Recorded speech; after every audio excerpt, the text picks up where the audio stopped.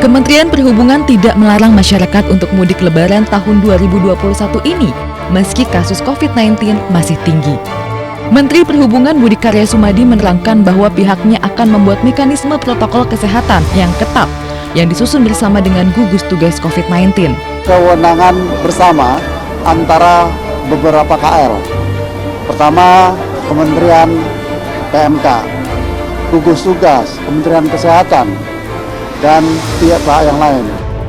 Kegiatan mudik diprediksi akan menggerakkan roda perekonomian dikarenakan masyarakat terdorong membelanjakan uang mereka. Catatan Bank Indonesia menyebutkan penarikan uang tunai selama Lebaran tahun 2019 lalu lebih dari 160 miliar rupiah.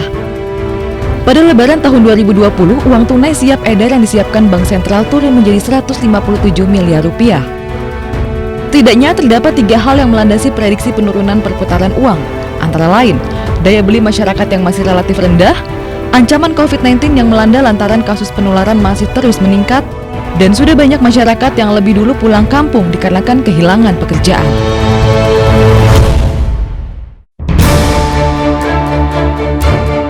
Rencana impor beras diklaim merupakan strategi pemerintah untuk menjaga stok beras nasional. Hal ini dilakukan agar tidak terjadi kelangkaan dan juga harga di pasaran tetap stabil, terutama di saat pandemi COVID-19 dan banyaknya bencana alam. Menteri Perdagangan Muhammad Lutfi menjamin pelaksanaan impor beras tidak merusak harga gabah petani yang diserap oleh Bulog. Tetapi saya sebagai Kementerian Perdagangan mesti memastikan kita ini punya strategi. Tidak boleh pemerintah ini didikte oleh pedagang, gitu loh.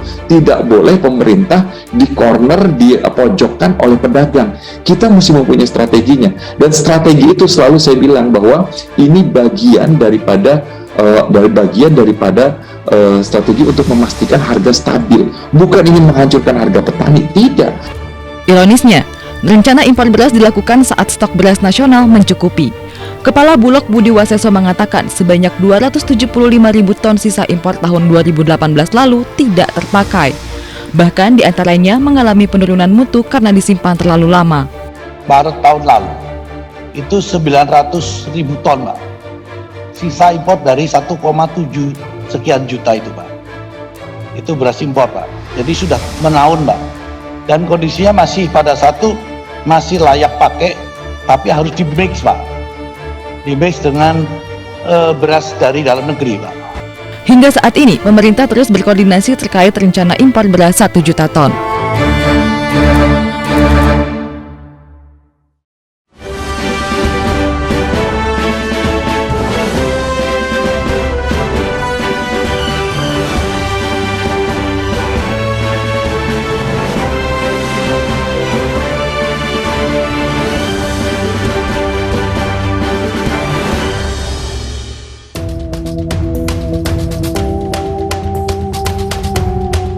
Sepanjang tahun dalam masa pandemi COVID-19, tidak ada lagi kemeriahan panggung musik dan pagelaran seni yang riuh. Industri kreatif musik dan film luluh lantak dihajar pandemi. Musisi, promotor, event organizer, dan sineas perfilman pun harus membatalkan dan menunda rentetan pagelaran. Improvisasi dilakukan untuk tetap bisa bergerak, menyuguhkan publik dengan karya, pontang-panting menjaga eksistensi. Data Koalisi Seni Indonesia mencatat, setidaknya 114 acara pertunjukan musik batal dan ditunda, serta sekitar 30 festival dan produksi film yang juga dibatalkan dan ditunda. Konser daring digalakan, layar lebar sudah kembali menyala. Konser dalam mobil berhasil dijalankan. Namun hal tersebut dinilai belum mampu menggerakkan lagi roda industri kreatif panggung seni Indonesia. Setahun pandemi berjalan, keluh dan harap diutarakan dalam surat terbuka untuk Presiden dari pegiat industri kreatif. Surat tersebut disambut baik oleh Presiden Joko Widodo. Sejumlah insan perfilman pun datang memenuhi undangan Presiden untuk menyampaikan aspirasi secara langsung. Bagaimana industri kreatif bisa tetap berjalan di tengah upaya pemulihan ekonomi?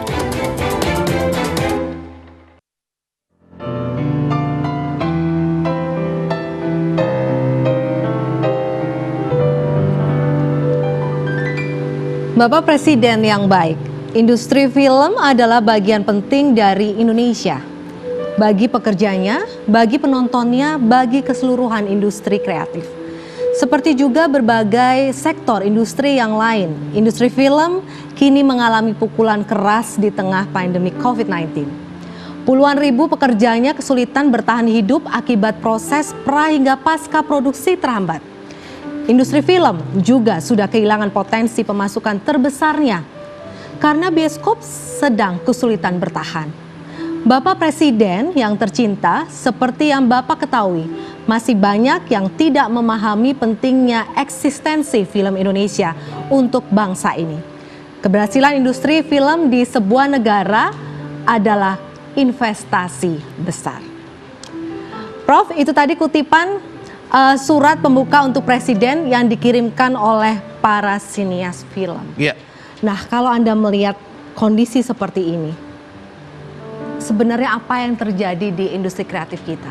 Ya, sebetulnya ini bukan hanya film saja, hampir semuanya, termasuk juga teman-teman di pariwisata, pengelola gedung, semua yang hidupnya dengan fixed asset dan kerumunan. Ya, pada saat kerumunan tidak bisa didatangkan dan harus freezing semuanya, itu menderita. Terutama adalah mereka yang memiliki fixed asset, gitu ya, aset tetap. Kosnya sudah fix, kosnya sudah besar, tapi pendapatannya sedang tidak ada. Jadi ini suatu masalah besar. Tapi ada kata tadi investasi besar. Saya kira yang dimaksudkan bukanlah sekedar investasi artinya biaya untuk produksi sebuah kegiatan, tetapi ini adalah hal penting untuk menyambung peradaban. Karena kebudayaan itu adalah menyambung peradaban. Barangkali kita masih ingat dulu pada waktu Hitler menyerang beberapa negara di Eropa, itu ada sebuah misi datang dari Barat untuk menyelamatkan lukisan-lukisan yang ada di berbagai kota, lukisan dan juga patung dan karya-karya seni, karena itu akan dihancurkan oleh Hitler untuk memutus mata rantai, memutus peradaban dari bangsa yang akan dijajah dengan bangsa yang menjajahnya itu, ya, diputus. Nah, tapi itu diselamatkan sehingga begitu perang berakhir itu dikembalikan, sehingga penerusnya kemudian bisa melihat bahwa itu adalah suatu sambungan. Jadi peradaban dari satu generasi ke generasi itu penting. Itu pertama. Yang kedua, mungkin kita masih ingat dulu ketika iklan dilarang di televisi. Ya, dulu di TVRI itu iklan pernah dilarang cukup lama. Akhirnya bangsa kita tidak memiliki kemampuan untuk produksi iklan dan kemudian kita datangkan, dan ahlinya dari mana? Dari Singapura, dari Malaysia. Dan di studio sudah hadir nanti mungkin akan bercerita lebih banyak kepada kita. Ada Marcella Zalianti, artis, produser dan ketua umum Farvi. Selamat malam. Terima kasih kehadirannya. Dan juga ada Pak Manoj Punjabi, CEO MD Picture. Pak Manoj, selamat malam. Selamat malam, Prof. Iya. Selamat malam. Bicara masalah surat terbuka, Anda berdua hadir langsung menghadap Presiden. Apakah permintaan dari teman-teman sinias film ini juga diterima oleh Presiden, dan secara industri akan seperti apa Presiden menjanjikan ke depan? Ya. Marcella atau? Silakan. Pak Manoj, oke. Kita diterima baik dengan Pak Presiden, sampai 1,5 jam kita sinias film semua ngobrol bahwa apa keluhan kita, apa problem kita adalah apa yang dikatakan tentang film benar, bukan investasi, bukan uang doang, tapi film mempengaruhi budaya kita. Jadi sangat-sangat penting itu harus hidup. Kekhawatirannya adalah concern-nya terhadap ini kita butuh bantuan banyak. Contohnya tax incentive, ya, rebate itu penting ya, untuk supaya stimulusnya perlu. Karena bagi kita ini kalau film gak dinonton lagi itu repot. Bioskop udah terpuruk. Kami ada film ASI yang rilis di bulan Desember dari Danur Universe yang penontonnya 2 juta, 2,5 juta ke atas, hanya dapat 250.000. Ada 7 film yang rilis dari Desember sampai sekarang, total penonton hanya 390.000. Itu berapa tuh? 7 film 390.000, 1 250.000, sisanya 20.000 penonton. Jadi situasi ini kalau nggak dibantu, kita perlu film ini hidup lagi. Jadi surat kita kepada Pak Presiden adalah gimana caranya bisa bantu perfilman di Indonesia. Pak Manos, berarti Anda kan juga mengalami adanya kerugian. Tadi Prof bilang bahwa ini tidak hanya sekedar biaya, tetapi kerugian ya itu real di mata Anda gitu. Kuartal pertama bahkan Anda mencapai kerugian hingga 40 miliar, mungkin bisa bercerita di situ? Tahun lalu sampai kuartal ketiga sudah 45 miliar book loss ya. Dan itu kita alami, saya tahu itu karena film nggak produksi. Tapi ya jelas problemnya bukan saya bisa bilang semua memang ada problem di sini, bukan hanya perfilman. Dan masih kita punya industri ada bantuan dari digital, dari OTT, dari streaming. Itu membantu kita juga. Kita lihat ada tayangan yang menggambarkan seberapa besar kerugian yang Anda alami, Pak Manos. Kita lihat tayangan berikut. Tahun 2020 menjadi pukulan terberat bagi industri perfilman tanah air. Dampak dari pandemi COVID-19 membuat produksi film tertunda dan bioskop mati suri. Salah satu produsen film ternama Indonesia, MD Picture, yang dikelola oleh keluarga Punjabi, mengalami kerugian pada kuartal 1 2020 hingga 33 miliar rupiah. Padahal di periode tahun 2019, MD Pictures berhasil membukukan laba bersih senilai 21 miliar rupiah. Secara total, penjualan film MD Pictures, baik melalui digital atau layar lebar maupun stasiun televisi, anjlok 53,7% atau 42,45 miliar rupiah dari tahun 2019 yang mencapai 91,7 miliar rupiah. Terpuruknya industri perfilman tanah air tentu bukan hanya dialami oleh MD Pictures, tetapi rumah produksi lainnya dan bioskop. Iya, terlihat jelas pemirsa, Pak Manos, kami meng-capture kira-kira kerugian yang Anda alami. Nah, strategi apa yang sudah dilakukan? Dari saya, dari MD? Iya, tentunya. Jadi gini, yang pasti kita tahu kita harus gerak cepat di situasi ini. Di bulan Juni saya udah lihat bahwa OTT streaming akan grow. Dengan masuknya WeTV, Disney Plus, itu jadi kesempatan emas bagi kita. Jadi ada perubahan strategi bisnis yang dilakukan oleh Sangat. Strategi yang 360 derajat berubah dari MD. Oke, kita ke Marcella. Marcella, kalau Anda melihat dari Manos, tentunya dari Anda pribadi sudah berpikir dan teman-teman perfilman lainnya, berapa banyak jumlah film yang harus dihentikan, tidak melakukan syuting, tidak menerima syuting dan lain sebagainya? Iya, jadi ilustrasinya adalah kenapa film ini pertama kena pukulan keras ya. Pukulan kerasnya ini tidak hanya industri, tidak hanya bioskop, tapi dari hulu ke hilir. Ya, pekerja di film itu multidisiplin profesi ya, dari yang profesional sampai non profesional, bukan non profesional, non formal, formal dan non formal gitu. Jadi banyak sekali manusia-manusia di dalam yang bekerja di dalam industri film itu menggantungkan hidupnya dari film ke film.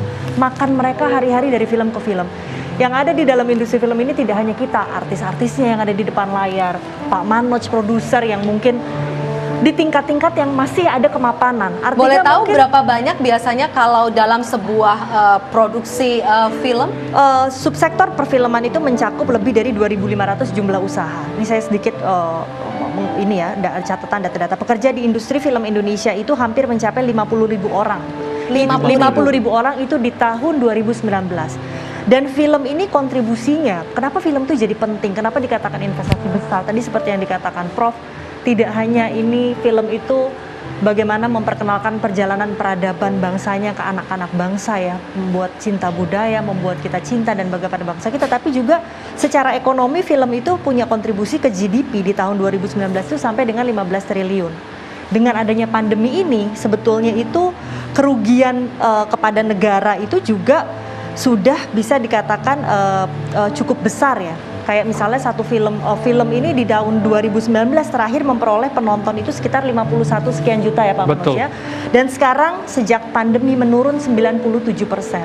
Dan 97%. Ini iya, impactnya dari hulu ke hilir. Filmnya tidak, produksinya melamban, tempat tayangnya tidak ada, pelaksanaan produksi yang harus selalu dilaksanakan tidak mungkin dengan 10-20 orang, pasti 100 sampai 300 orang per produksi.